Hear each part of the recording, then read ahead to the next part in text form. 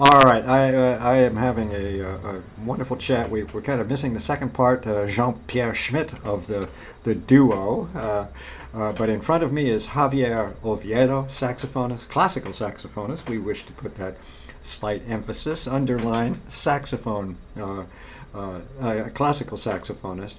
And we're going to be talking about a lot of things, but we really want to talk about, we're focusing on a charming CD distributed in 2014 by MSR Classics. St. Luke's Chamber Ensemble is the little backup orchestra, beautiful sound. It's salon music for classical saxophone by Canadian composer Byron Bellows. Really interesting character, this guy. Were you going to say something? Jump in? Why don't you jump in? This is what we're talking Oh, about. I Is was this? I was just going to concur. I mean, Byron is a very unique person, a charming man, and a lovely, lovely soul. And he can't help but command the room I would when he think walks. so. First of all, Right. and let me just pull this a little bit so I can see what I'm doing here. So let's talk about Byron since he's not in the room, okay? The Of composer, course. Byron Bellows, Canadian composer, lives in Toronto these days. But the story, you and I had a chat, whatever, last time we tried to pull this video off. This is a man who lived in the middle of nowhere as a child on the and I mean great flat plains of Flats. Canada, of Saskatchewan. Little by little, this man, Byron, created a world for himself in music. His parents, tiny hamlet village. Can you imagine the what a big deal it was to give their son a piano? And they did. They did. They Yes. did. They managed this in the middle of nowhere to give their son a piano to support his talents. And off he went. He maintained a dream. He's a self-taught musician. I think I'm correct pretty much in You are? putting Yes, it in that indeed. way. Charming human being, a very gentle soul, I think. He said himself, he wants happiness. That's his, Yes. that's, That's that's exactly. his Yeah. dream, happiness. That's right. And that's exactly what this CD is. You can't help but yeah, at least people of a certain age can't help but drift into a period of time when even New York City was cheap to live in. Right. Uh, Right. to, I don't think I lived there during that time, but but it's the music is so evocative in style of the beautiful, lovely tunes from the great movies. I hope Byron will allow this of the 40s and 50s. Just a excuse me, just an entire age that was slower, more elegant, uh, yes. uh, Classy. civilized, classy, civilized, Yeah. and charming. That is what this album is. Lazy afternoon, indeed, but a charming lazy afternoon, and in fact, a walk back in time to the 30s or 40s. How did you? And by the way, our dreamer composer Byron Bellows had a dream about New York City and got He did. himself there. He did. He did Got actually. himself there, and had a career of all, a varied career, and again now as a Canadian living in Toronto, and so on. But how did you and Jean Pierre manage to, or who met Byron first, or who came at the other first? Well, it's a funny story because we would jump here and I before we went to work, we would stop and have a coffee somewhere around the Columbus Circle area, and there's a nice little coffee house there, and we met a charming woman and her little dog. And of course, a dog in the room commands an audience, so we became friends, and we would see her every morning, almost every morning. She lived in the area, and we became friends. And she mentioned maybe a few months into our friendship that she happened to have this friend who was visiting her, or will be visiting her from Canada.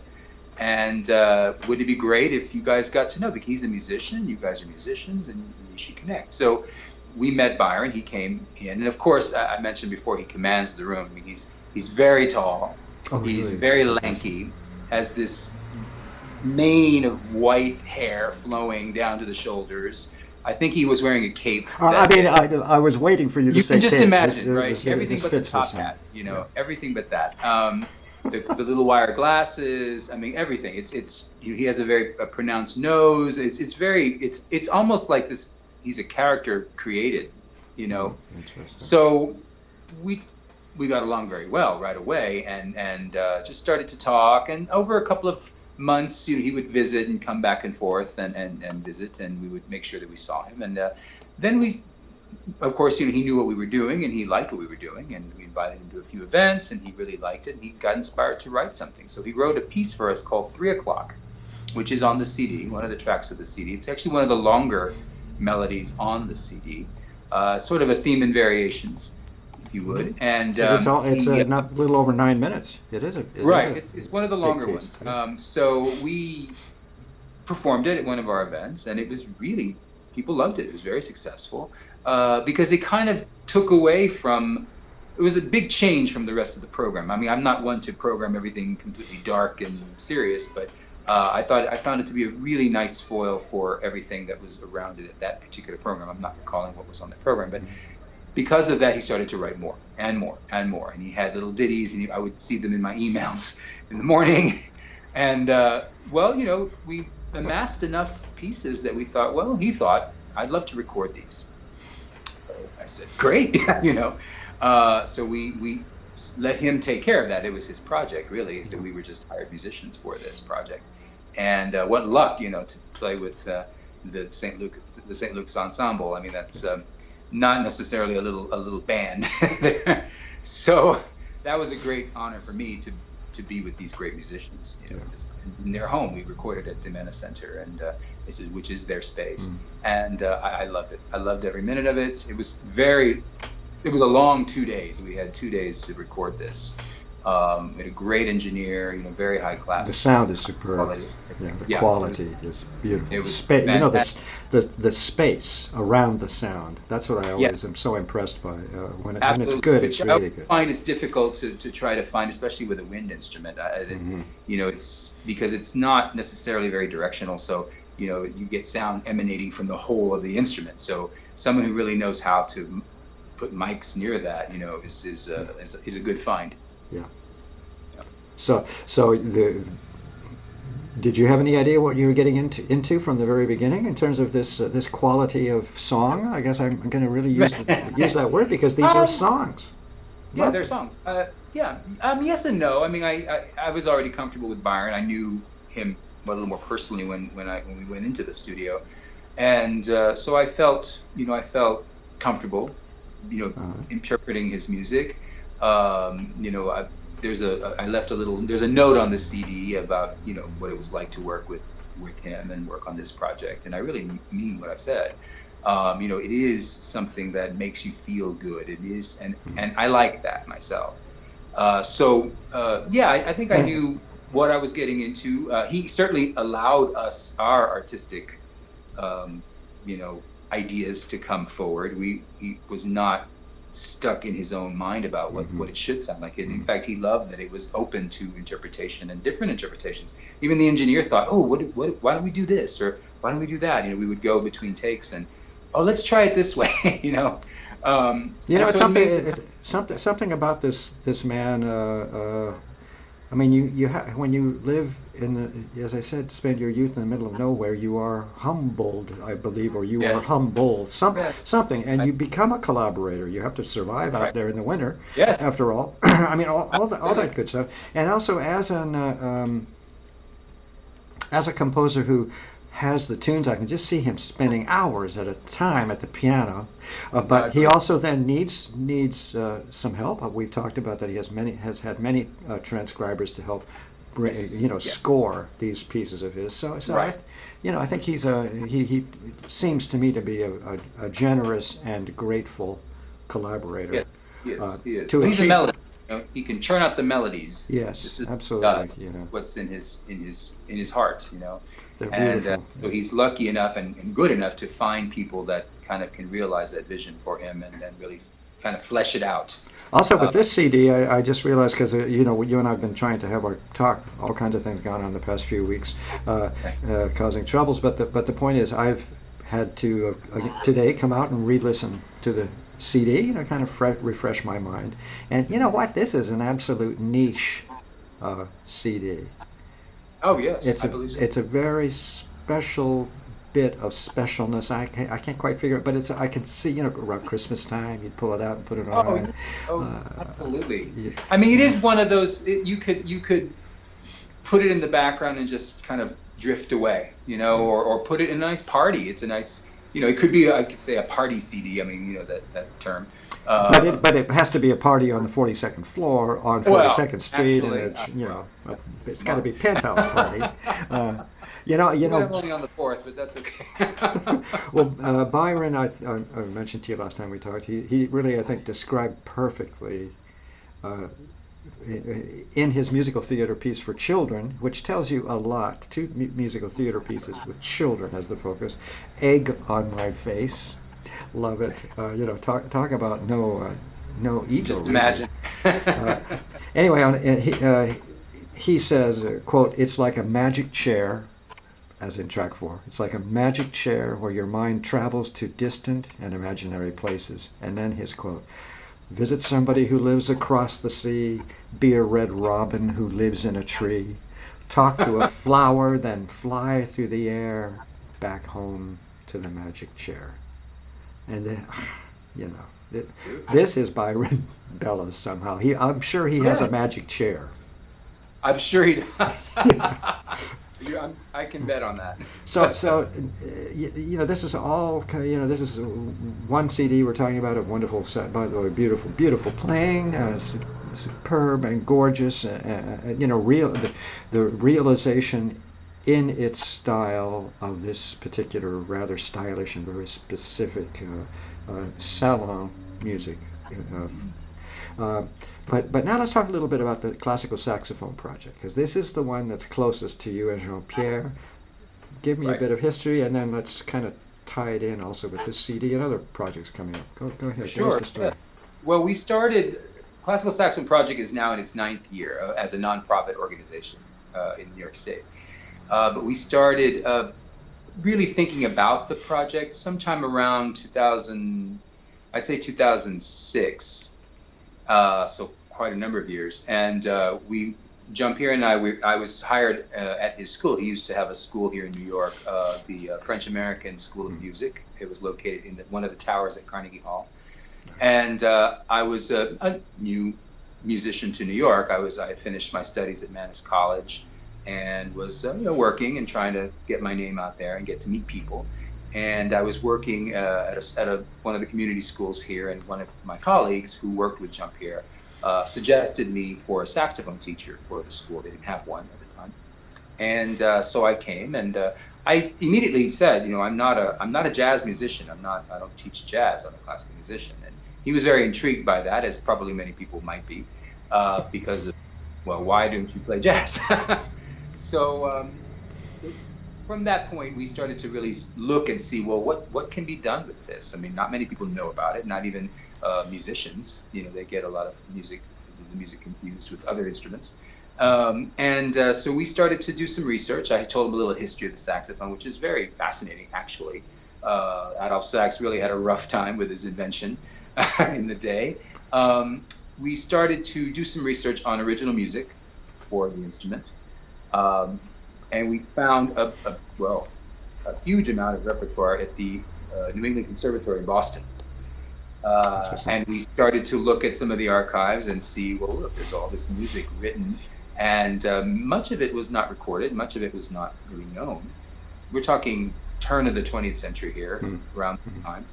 And we would take a few trips up there to take a look at what they had. And the archivist there was thrilled that somebody was even looking at this stuff, because it's not hidden. It's just nobody really. It's just slowly disintegrating. It needs to have the pages turned a little bit. Yeah. So we thought, well, let's grab some of this stuff and see what we can do. And we had to make photocopies of it all and recreate parts, because there were no parts.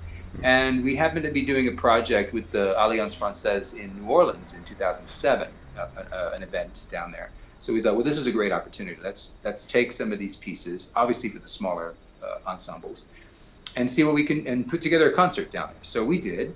This was fall of 2007, and I still didn't even know what this music sounded like when we walked into the rehearsal. But everybody fell in love with it, and what a great event it was, and just the music itself just harkened from a different time. It really was. We really felt like we were transposed, pardon me, sent back to that time period. So we thought, well, we really need to see about recording this stuff. So in 2008, early 2008, we went to Paris and recorded these tracks in our first CD, which is called The Classical Saxophone French Love Story. Also, Nice. Yeah, also with MSR. And that CD has been doing really well and selling, in online and that kind of thing. But it's all it's all original music for the instrument, and a few of them are world premiere recordings. So Are these completely obscure, more or less French composers, or what? I mean, what did you fall upon in that? No. Well, there are many composers on the list that are very obscure, but or just they're not fashionable anymore. But we chose a few that, Jean Huret, for one. He was an organist, great harmonist, and wrote a beautiful piece for saxophone and strings called Concertstück and a Few Winds, which is on that CD. We actually not recorded, but we performed another one of his pieces called Andante, which includes a pipe organ, percussion, harp, and we premiered that in New York about 2009, and it was the second performance it had ever received. The first performance was in 1917 in Boston, and never heard again until we did it in 2009 in New York. But it's a beautiful piece. And no particular reason. It's just there's a ton of repertoire. It comes, it goes, it disappears, it goes on the shelf. That's what I love about MSR and all these other smaller record companies. I myself have heard tons of music in the course of reviewing all these CDs that I've never heard before. It's just they're gems. They're really gems of music out there. Also, you seem to I'm hearing a little give back. Are we okay? Can you hear me okay? I hear you fine. Okay. I guess what you just kind of brought to mind was something that's kind of a shuddering realization that the saxophone might have been very, very popular still at around the turn of the last century. And I don't just mean as a ragtime instrument in a honky tonk, but for classical music and all the rest. And then something, the war? What? Something, I don't know. I don't know. I mean, the instrument itself really has a great ability of expression. I think, and maybe I'm being biased because I play it, but I think it's of the winds instruments, it's the closest to the human voice, capable of so much variation and color and yes, absolutely. And styles of playing. From jazz and what we know through the years of what that can be, or rock music and that kind of sound, to early 20th century French Impressionist music, even Baroque music. I do a lot of transcriptions of Baroque music. So it's really, really, really a versatile instrument. And so, that kind of helped, and the interest of it and its popularity, I think, kind of gets people interested in at least hearing us and seeing, well, that's interesting. I never heard of such a thing. But then on the whole, the reaction is pretty universal. I didn't know a saxophone could sound like that. That's basically what the quote is. And it's kind of why we're here. I want this to be out in the general public. I want people who, the theater goers, the concert goers, people to finally just accept it as another voice. Because there's still a lot of prejudice out there. I'm glad you actually brought up that word about prejudice, and right. I would use the word even snootiness. Yes. For some reason, the instrument has, evolved some kind of story. You know what I mean? Some kind of backstory that doesn't make any sense in terms of its value, its worth, and thank God for Bizet and others who recognize it's the quality of sound that is so special and so beautiful. And even in this Help Lazy Afternoon CD, different wonderful qualities of sound. The tunes, as we've described, are kind of this wonderful period music, I guess, from the 50s, if you want. But the quality of sound that you can put forth, and of course it's a whole family of instruments, so it's just good. I just still can't understand what made Adolphe Sax say, I think I'll make it of metal. I mean, what was that? He came from an instrument maker family. father was an instrument maker as well, and Adolf was already kind of well known in his in his youth. He was only 28 when he invented the instrument. He was already, and as a youngster, I guess he was interested in just trying out different things and let's see if it works or not. Not afraid to try. And he had this idea of an instrument that would have the sort of the power of a brass instrument, the strength of a brass horn, but the agility of a woodwind. The be able to play fast notes and very fast passages with at different volumes, at different dynamics and colors. And so I guess he came up with something that seemed to work. I guess when you're being young, he was living in Paris, but he was not French, he was Belgian. So he probably doesn't instill a lot of good favor from the establishment. So discreetly put. Lots of problems. Let's put it that way. Lots of sabotage, lots of things, sort of, I'd say foul play, but it wasn't that bad. But you know what I mean. It takes a while for people to sort of accept this young whippersnapper, with his little toys. And there were issues, there were problems. He faced a lot of opposition, and luckily, like you said, there were a few people who did believe in him, including Berlioz, Hector Berlioz, who did believe in this young man's talent. Bizet and Massenet even wrote for the instrument. These are all, pre-20th century, obviously. But the instrument didn't really take off, in its right until just about the turn of the century on the other side of the timeline. Debussy, Ravel, these guys, and then getting into the First World War, and then certainly up until the Second World War. That's when you find the meat of the pieces being written. And also, there are more virtuoso players now. You have people who can play the instrument. And you need that, for somebody to have confidence in the instrument, they need to find someone who really can play it. I'm a wind player. That was before I just decided that conducting would be easier. And so when you're a kid in high school and college, you're playing everything, flute, clarinet, sure, and the sax instruments. But it's really interesting to me as you have been telling this story. I'm trying to figure out where my prejudice began. And I think it's something about I was the pure, for whatever it's worth, something about how onuses can hang over something. And in a sense, I was the pure classicist, the orchestral conductor, blah, blah, blah, all that stuff. And, I played sax in the jazz band. Right away, it had it was something less to me. Even though, of course, I knew the beautiful tunes that have been written for the instrument in orchestral pieces. So, Jeez, so there you go. You're championing an instrument with a stigma. I guess I've always been a sucker for hard luck cases. And by the way, what did jazz musicians do? Grabbed it up right away. They knew exactly. Sure. They knew but exactly.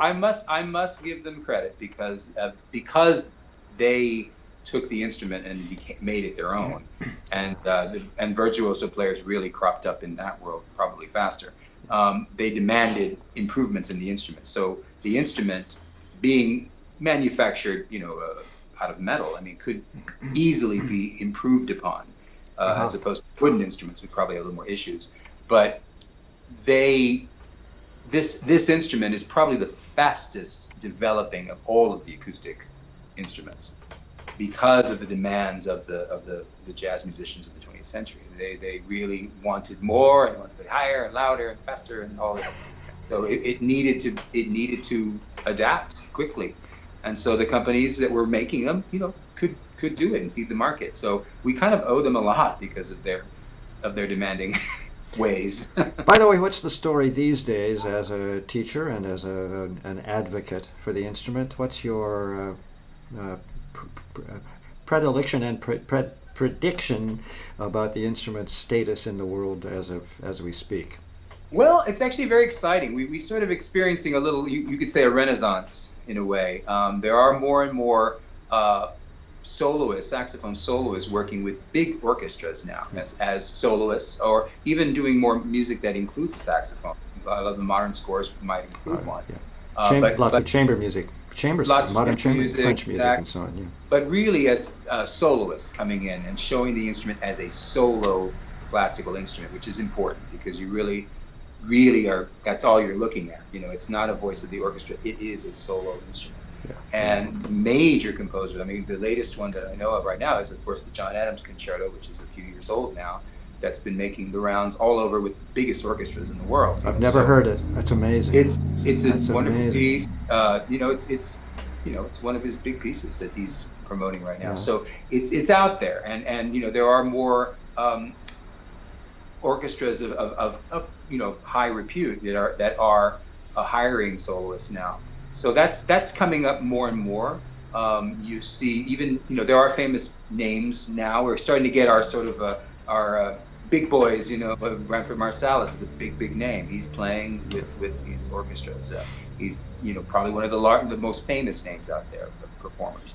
So we need names. We need some street cred. That's what we need.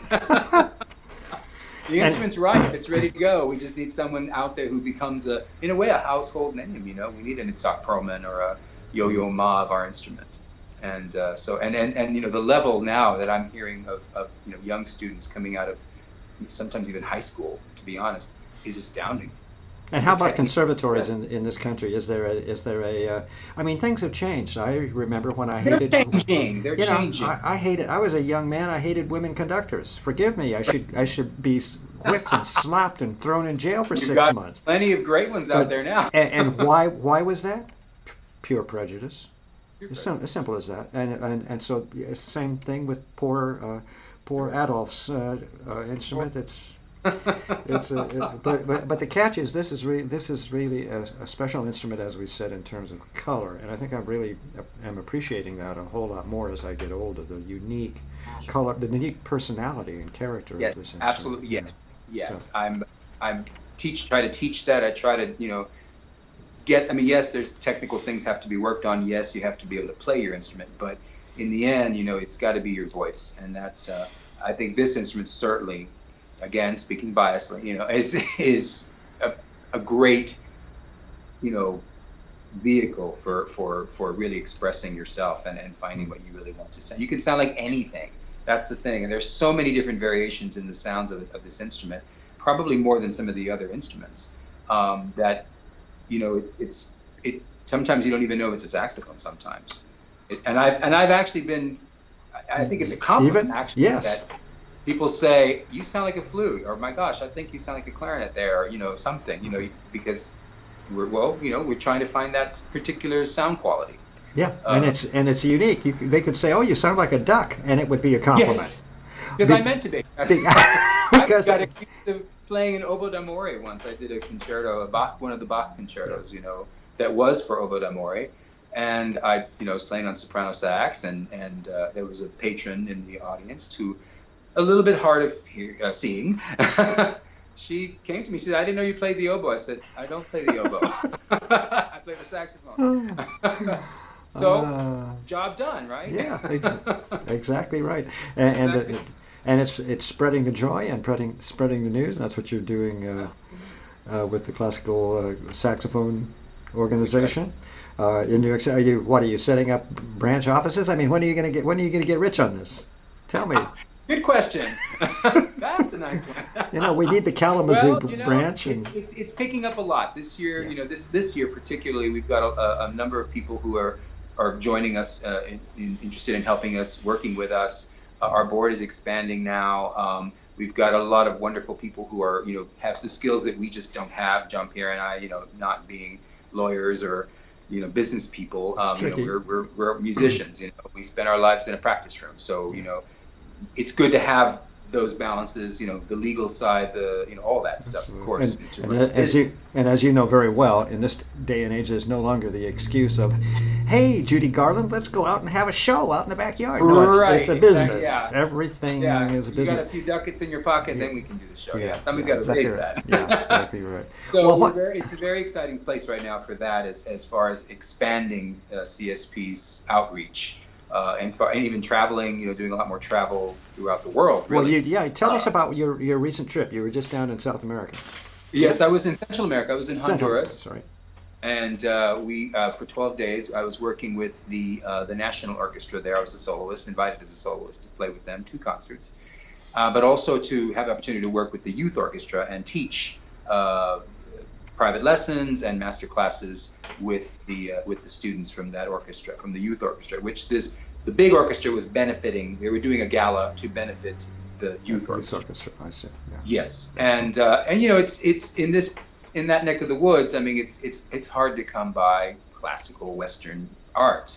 It's not really, the culture is not really as strong as it is, here or even in Europe and parts of northern Asia. So, the director there, the gentleman Jorge Mejia, he invited us to come down to work with his ensemble. He's done an amazing job of basically making something out of nothing. I mean, not a lot of support from the government and not a lot of, big support from the audience. He's built this audience. Yes. Yeah. So my job was to come down as a soloist to play a concert with them, but also to extend and do some outreach and teaching. And the kids were really enthusiastic about it and really wanted to learn. They really wanted to, learn more of how to play the instrument properly. A lot of them are self-taught. So that was a wonderful experience. I completely enjoyed it. I also missed the big snowstorm here, so that was even better. Yeah. And none of my friends are sympathetic at all about that. But anyway, so we've done that. Earlier in the summer, we were in the Republic of Georgia, in Batumi, Georgia, working for a month. They have a month-long summer festival, which we were part of the last week. Again, working with students there.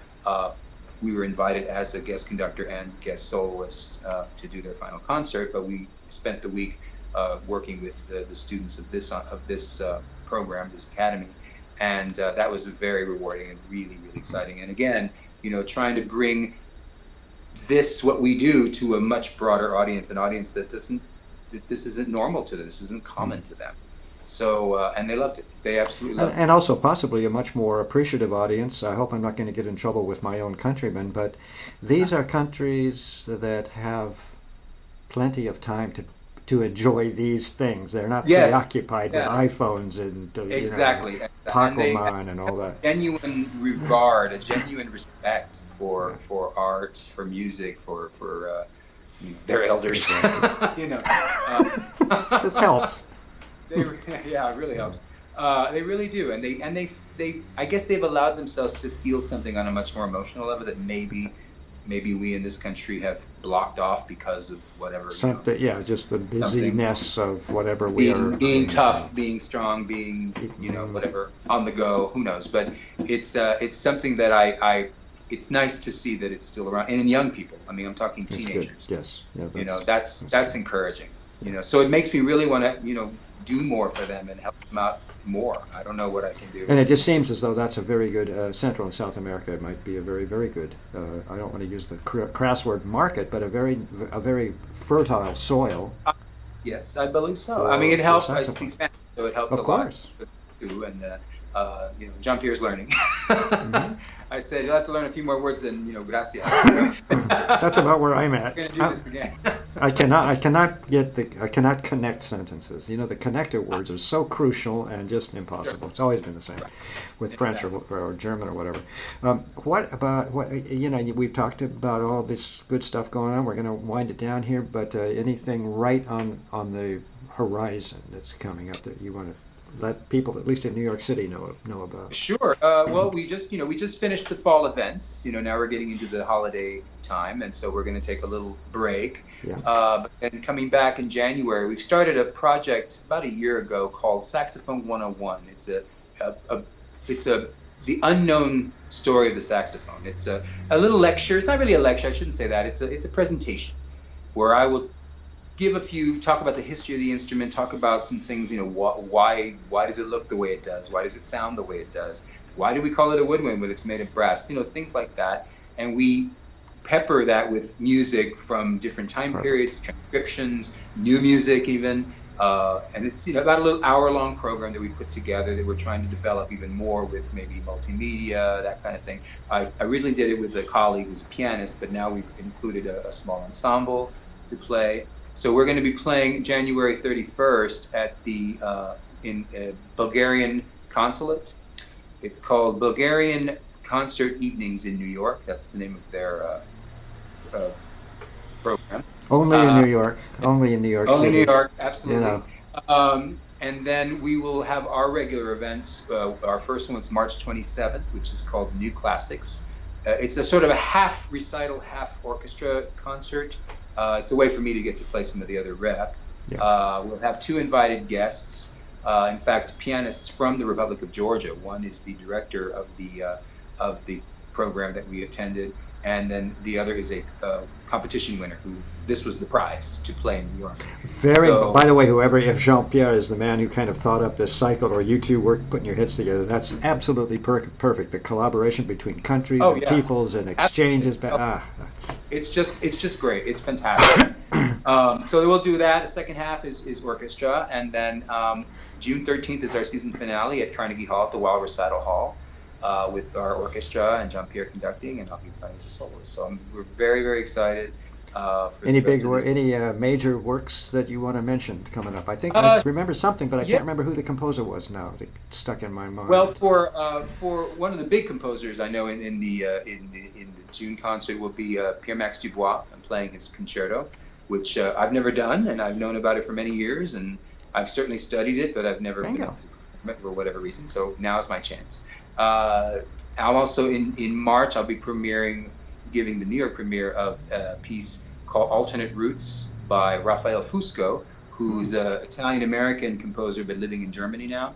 I actually know him from my days at Mannes College, so a wonderful composer, a lovely person too, really talented young man.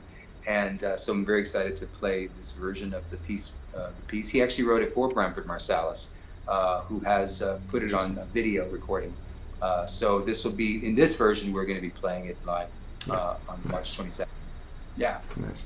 Well, I think that gives us a pretty good overview of what's going on. I want to bring it back full circle just with another little plug, because again, even in the course of our conversation, I'm realizing how really unique Lazy Afternoon is. How really unique not only is the composer, a Canadian composer Byron Bellows, but his process of writing songs, his process.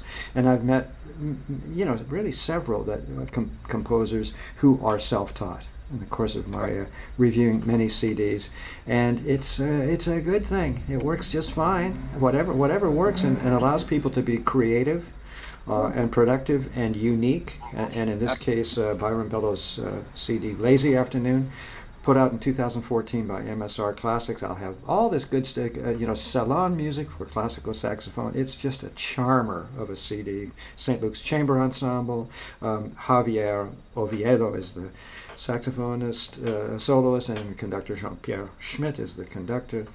It's just a beautiful CD. We'll put all that stuff up with links to your websites and all that good stuff on how to buy the CD at performingartsreview.net. Guess what? We did it. All right. We made it. We didn't get cut out. The circuits didn't go down. The internet didn't fail. Phone didn't ring. Yeah, exactly. Javier, many thanks for first of all going through this process with me over the past several weeks, and I'll see if I can get this up real soon. And as you know, I have my comments that I'm going to. Once I get caught up a little bit on the video reviews, I'll throw interviews. I'll throw up some comments as well on your page. Excellent. Okay. All right. Thanks. All right. Great. Thank you. Bye-bye. Bye-bye.